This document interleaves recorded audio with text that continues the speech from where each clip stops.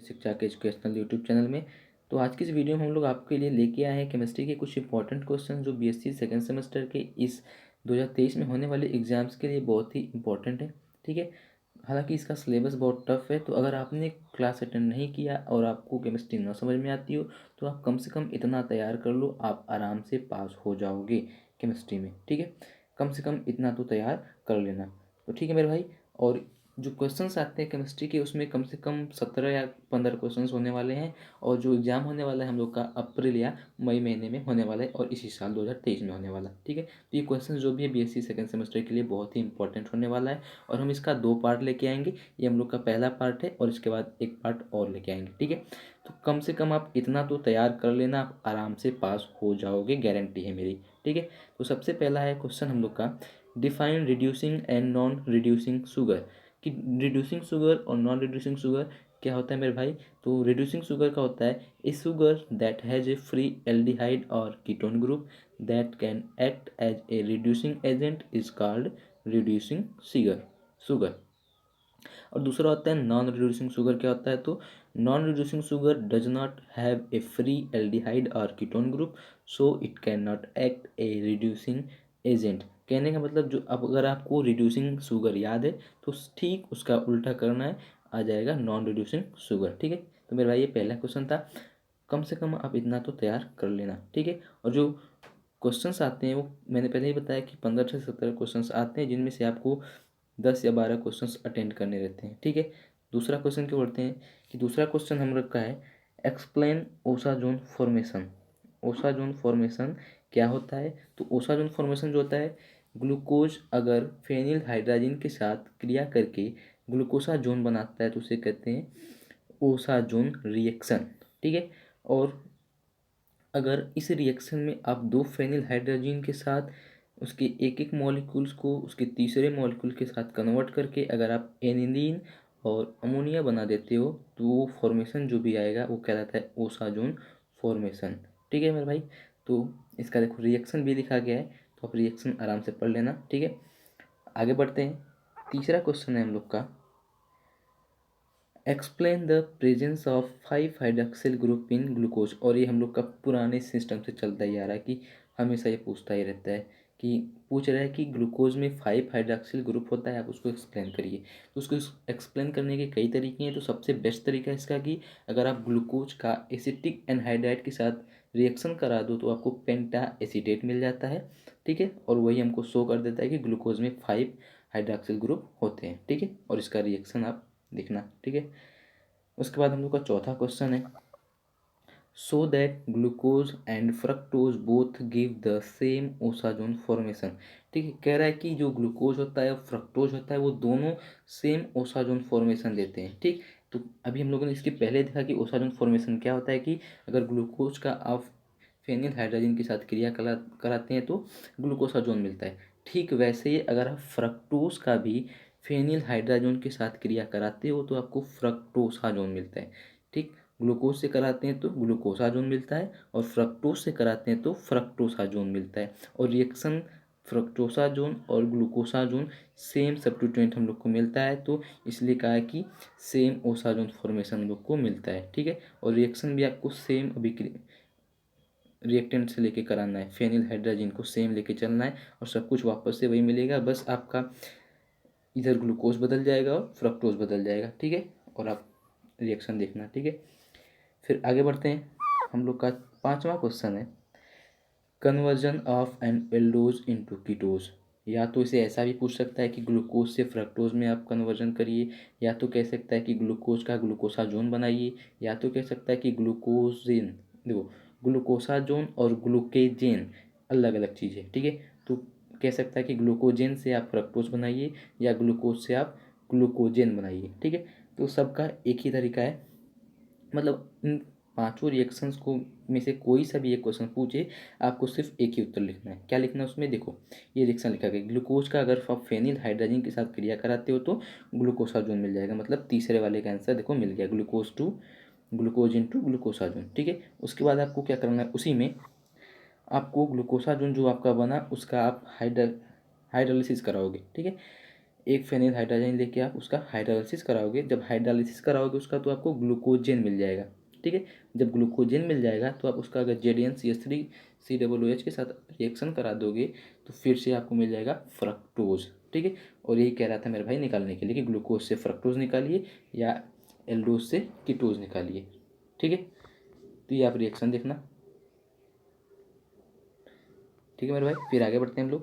अगला क्वेश्चन है हम लोग का, व्हाट इज चैन लेंथेनिंग, या तो इसको ऐसे भी कह सकते हैं कि what are Kiliani Fischer synthesis, ठीक है। तो दोनों में से कोई सा भी क्वेश्चन पूछिए, दोनों का आंसर सेम लिखने वाले हम लोग।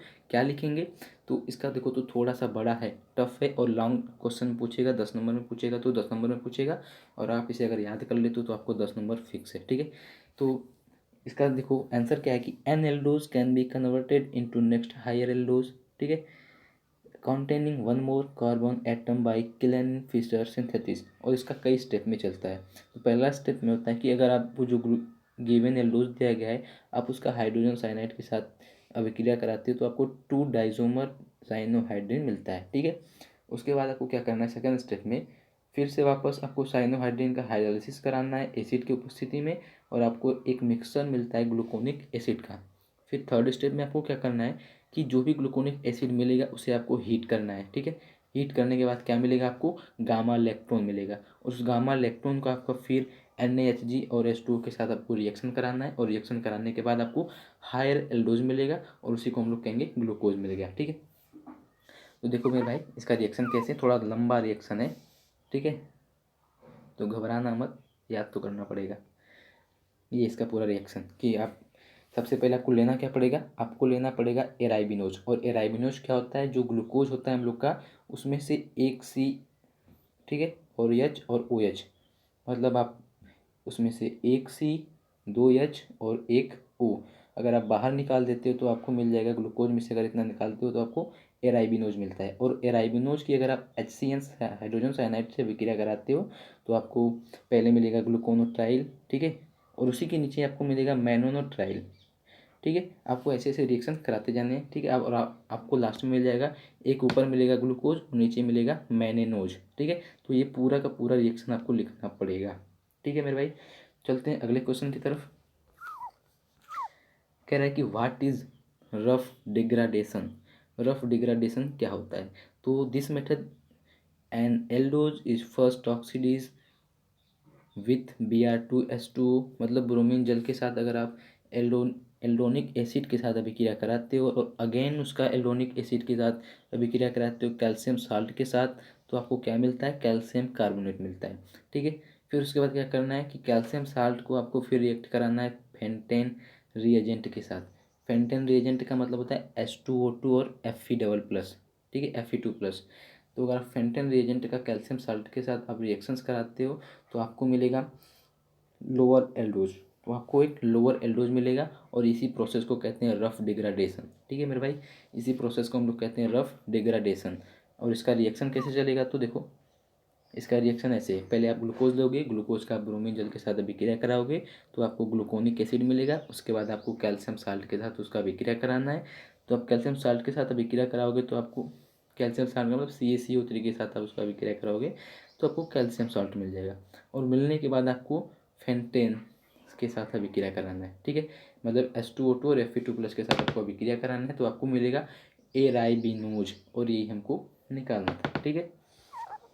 बढ़ते हैं अगले क्वेश्चन की तरफ।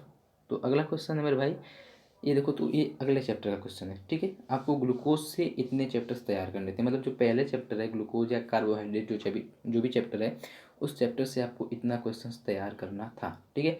अगर आप उस चैप्टर से इतने क्वेश्चंस तैयार कर लेते हो तो करीब आपके 20 नंबर 25 नंबर तो फिक्स हैं, आ जाने वाले हैं, ठीक है।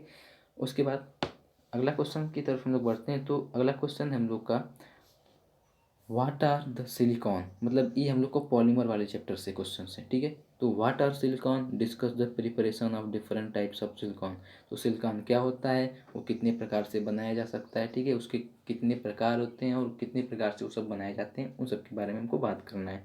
तो उसका आंसर लिखेंगे सीधा सीधा कि सिलिकॉन, पहला पूछ रहा है कि सिलिकॉन क्या होता है, तो silicon resin content alternate silicon oxygen structure which has organic group attach to silicon atom. तो कहने का मतलब मेरे भाई देखो स्ट्रक्चर देखो तो सिलिकॉन एक ऐसी चीज़ है जिसके साथ आपको कोई एक आर सब्स्टिट्यूएंट मिल जाएगा और ऑक्सीजन मिलेगा और वो एक क्रम वाइज क्रम में चलते रहेंगे, ठीक है। एक क्रम वाइज क्रम में चलते रहेंगे। तो इसका दो स्ट्रक्चर बन के आता है, ठीक है। एक तो पूरा चैन स्ट्रक्चर चलता है और एक आता है इसका पूरा पैक स्ट्रक्चर, ठीक है। देखो तो पहला वाला जो स्ट्रक्चर है पूरा खुलते हुए चैन की तरफ सीधा बढ़ते बढ़ते चला जा रहा है, ठीक है। और दूसरा जो स्ट्रक्चर है वो पूरा का पूरा एक स्क्वायर के रूप में दिख रहा है, बीच से देखो तो एक स्क्वायर के रूप में दिख रहा है और वो पूरा का पूरा पैक होता है, ठीक है। तो हमारा सिलिकॉन जो होता है दो रूप से मिलता है, ऐसा ऐसा, ठीक है। उसके बाद आपको क्या करना है, प्रिपरेशन ऑफ सिलिकॉन लिखना है। प्रिपरेशन ऑफ सिलिकॉन में क्या लिखोगे, देखो प्रिपरेशन ऑफ सिलिकॉन लिखने का प्रिपरेशन जो होता है सिलिकॉन को 5 तरीके का हो सकता है। आप सिलिकॉन को 5 तरीके से बना सकते हो, तो हमको किसी एक का उठा के लिखना है। तो सबसे आसान तरीका है कि अगर आप एल्किल हाइलाइट का सिलिकॉन के साथ और हाइड्रोक्लोरिक एसिड के साथ उसे गर्म करते हो तो आपको सिलिकॉन मिल जाता है, ठीक है। वो करना क्या है, आपको सीधा सीधा आपको लेना है आपको एल्किल हैलाइड और आपको लेना है हाइड्रोक्लोरिक एसिड और सिलिकॉन लेना है और कॉपर की उपस्थिति में आपको उसे गर्म करना है, तो आपको मिलेगा CH3SiCl3, उसे कहेंगे हम लोग सिलिकॉन, ठीक है। उसके बाद आपको क्या करना है कि जो सिलिकॉन पूछ रहा है कि कितने टाइप्स का होता है, तो सिलिकॉन हम लोग का 3 टाइप्स का होता है। एक होता है लीनियर सिलिकॉन या उसे कहते हैं स्ट्रेट स्ट्रैंड सिलिकॉन, दूसरा होता है क्रॉस लिंकेड सिलिकॉन और तीसरा होता है साइक्लिक सिलिकॉन। तो सबसे पहले पहला है हम लोग का लीनियर सिलिकॉन, मतलब जब सिलिकॉन क्रम वाइज क्रम में आगे बढ़ता जाए, जो हम लोग पहला तरीका देखे थे सिलिकॉन कैसा होता है, ठीक वैसे ही है लीनियर सिलिकॉन, वही है। तो जब आप दो सिलिकॉन्स को लेके आप पॉलीमराइजेशन कराएंगे तो आपको क्रम वाइज क्रम में सिलिकॉन आगे बढ़ता हुआ मिलता चला जाएगा, ठीक है। तो अब मेरे भाई रिएक्शन देखना। उसके बाद दूसरा जो है क्रॉस लिंकेड सिलिकॉन है, ठीक है। तो क्रॉस लिंकेड सिलिकॉन में क्या करना आता है कि अगर आप RClCl3 का हाइड्रोलिसिस कराते हो और उसका पॉलीमराइजेशन कराते हो तो आपको क्रॉस लिंकेड सिलिकॉन मिलता है, ठीक है। कहने का मतलब वही जो हम लोग का स्क्वायर वाला मिला था, मतलब दूसरे टाइप वाला, उसी को कहते हैं हम लोग क्रॉस लिंकेड सिलिकॉन, ठीक है। उसका भाई रिएक्शन देखना, ठीक है। फिर उसके बाद हम लोग का तीसरा टाइप का है साइक्लिक सिलिकॉन। तीसरा जो हम लोग का है सिलिकॉन वो साइक्लिक सिलिकॉन होता है। और साइक्लिक सिलिकॉन में क्या करना होता है, आपको डाई एल्काइल को आपको डाई हाइड्रोक्सी सिलिकॉन के साथ हाइड्रोलिसिस कराना होता है, उसके बाद आपको साइक्लिक सिलिकॉन मिल जाता है। तो साइक्लिक सिलिकॉन का मतलब है जो एक चक्र के रूप में चले, ठीक है।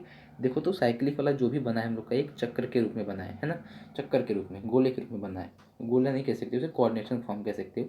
तो ऐसा बना है वो, तो जो साइक्लिक सिलिकॉन होता है, ठीक है, उसका रिएक्शन देख लेना, ठीक है। और जो भी पूछे सिलिकॉन में तो सब कुछ तो लिखना पड़ेगा, ठीक है। ये पूरा का पूरा सिलिकॉन था। और जब भी सिलिकॉन पूछेगा तो मेरे भाई कम से कम 10 नंबर देके जाएगा आपको, ठीक है। बढ़ते हैं नेक्स्ट क्वेश्चन की तरफ। तो अगला क्वेश्चन है डिफाइन होमोपॉलीमर।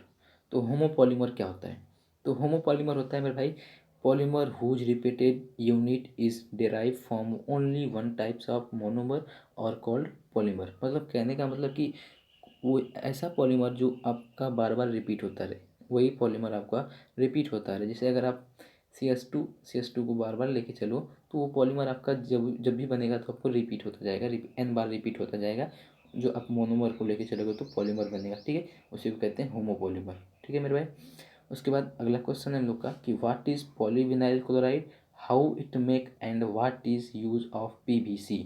मतलब पॉलीविनाइल क्लोराइड को शॉर्ट फॉर्म में PVC भी कहते हैं, ठीक है, PVC, ठीक है। तो क्या होता है, तो सबसे पहले इसके प्रिपरेशन की बात करेंगे। तो it is prepared by free radical polymerisation of vinyl chloride in the presence of persulphate as a catalyst, ठीक है मेरे भाई। उसके बाद आपको इसका रिएक्शन लिखना पड़ेगा, तो रिएक्शन देखना है मेरे भाई। उसके बाद आपको क्या करना है, देखो रिएक्शन में क्या है, अगर आप विनाइल क्लोराइड का परसल्फेट के साथ गर्म करते हो तो आपको PVC मिल जाएगा, ठीक है। और इसका यूज कहाँ पे करते हैं, तो यूज करते हैं ये होता है ए गुड इलेक्ट्रिक इंसुलेटर होता है, ठीक है। जो आपका विनाइल होता है मतलब PVC जो होता है आपका वो एक गुड इलेक्ट्रिक इंसुलेटर होता है। और इसी के साथ साथ इसका यूज़ कहाँ पे करते हैं, कटिंग वायर के रूप में करते हैं, केबल्स के रूप में करते हैं, स्विच के रूप में करते हैं हम लोग, और इलेक्ट्रिक गुड्स के रूप में करते हैं, ठीक है। और इसका यूज अगर कहें तो कुछ चीज़ें हैं, जैसे अगर आपको कहीं दीवार उवार है उसको एकदम प्लेन बनाना है तो वहाँ पे भी आप लगा सकते हो विनाइल क्लोराइड को, PVC को लगा सकते हो, ठीक है मेरे भाई। उसके बाद बढ़ते हैं हम लोग नेक्स्ट क्वेश्चन की तरफ। तो अगला क्वेश्चन हम लोग का कि discuss the different method for determination of molecular mass of polymer, ठीक है। मतलब आपको पूछ रहा है कि मॉलिकुलर मास ऑफ पॉलीमर का जितना भी टाइप्स होता है सब बताइए हमको। तो ये 3 टाइप्स का होता है मेरे भाई, ठीक है। 3 टाइप्स का होता है। पहला टाइप्स क्या होता है इसका, ये 4 टाइप्स का होता है। तो पहला टाइप्स होता है इसका the number of average molecular wait, ये 4 टाइप्स का होता है। उसमें पहला टाइप्स है number of average molecular weight, second type है इसका weight average molecular weight, third type है इसका सेडिमेंटेशन मॉलिक्यूलर वेट, या तो उसको हम लोग कहते हैं डिग्री ऑफ पॉलीमर, ठीक है मेरे भाई। उसके बाद चौथा टाइप है the viscosity average molecular wait. तो इसमें से जब भी पूछता है तो मेरे भाई ये 3 अगर आप लिख देते हो, इसमें से 3 प्रकार लिखते हो, तो भी आपको पूरा का पूरा नंबर मिल जाता है, और चौथा लिखोगे तो और भी बेटर है। तो बढ़ते हैं नेक्स्ट उसी में। उसका पहला क्या होता है, the number of average molecular wait, कहते किसे इसे। तो सबसे पहले बात करें इसे क्या किसे कहते हैं, तो the simple containing a polymerisation of a molecule N1 monomer molecule of mass M1, N2 monomer molecule of mass M2 and N3 monomer molecule of mass M3 and so on. मतलब ये धीरे धीरे आगे बढ़ता जाएगा। कहने का मतलब कि जो कह रहा है कि आपका कोई सिंपल सा पॉलीमर है, उसका जो मॉलिक्यूल है वो N1 है, उसका मोनोमर मास जो है M1 है, वो धीरे धीरे आगे बढ़ता जाएगा। तो उसी क्रम में आपको क्या मिलेगा, जो फॉर्मूला हम लोग को मिलता है Mn बार बराबर, Mn बार को हम लोग कहते हैं number of average molecular wait, ठीक है। तो Mn बार बराबर हम लोग को मिलता है N1 M1 plus N2 M2 plus N3 M3 plus dot dot dot बटे N1 plus N2 plus N3 plus dot dot dot, ठीक है। और इस पूरे को हम लोग समेशन के साथ भी लिख सकते हैं। तो आप या तो ऊपर वाला फॉर्मूला लिखो या तो नीचे वाला फॉर्मूला लिखो, ठीक है मेरे भाई। उसके बाद इस पर क्वेश्चंस भी आते हैं, ठीक है। तो क्वेश्चंस इसमें कभी कभार के पूछ लिए जाते हैं, ठीक है। और इसका सेकंड टाइप हम लोग देखते हैं। तो उसका सेकंड टाइप जो है मेरे भाई वो होता है the weight average molecular weight, है ना। तो इसमें कैसे डिफाइन करेंगे, तो the value of average molecular weight of various molecular species are proportional to weight in the given polymer, as well as N1 are the number of molecule having mass M1, N2 are the number of molecule having mass M2 and N3 are the number of molecule having mass M3। मतलब and so on, और ये भी आगे बढ़ता जाएगा। और इसे represent करने का तरीका होता है MW का बार, ठीक है, बार। अब इसका फार्मूला क्या होगा मेरे भाई, तो N1 M1 का स्क्वायर प्लस N2 M2 का स्क्वायर प्लस N3 M3 का square plus dot dot dot, पूरे के अपान में आएगा N1 M1 plus N2 M2 plus N3 M3 plus dot dot dot, ये आगे बढ़ता जाएगा, ठीक है। उसके बाद आप इसे भी आप समेसन के रूप में लिख सकते हो, ठीक है। मतलब शॉर्ट फॉर्म में लिखना चाहो तो ऐसा लिख सकते हो कि MW बार का बराबर समेशन NI MI का स्क्वायर और पूरे के बटे समेशन NI MI, मतलब, ठीक है। उसके बाद हम लोग का लास्ट वाला है molecular weight of degree of polymerization, ठीक है। तो the degree of polymerization represent the number of structural or monomeric unit contained in a polymer is called molecular weight and degree of polymerization, ठीक है। तो अगर आपको डिग्री ऑफ पॉलीमराइजेशन पूछिए चाहे मोलिकुलर वेट ऑफ पॉलीमर पूछिए, आपको सिर्फ ये लिखना है, ठीक है।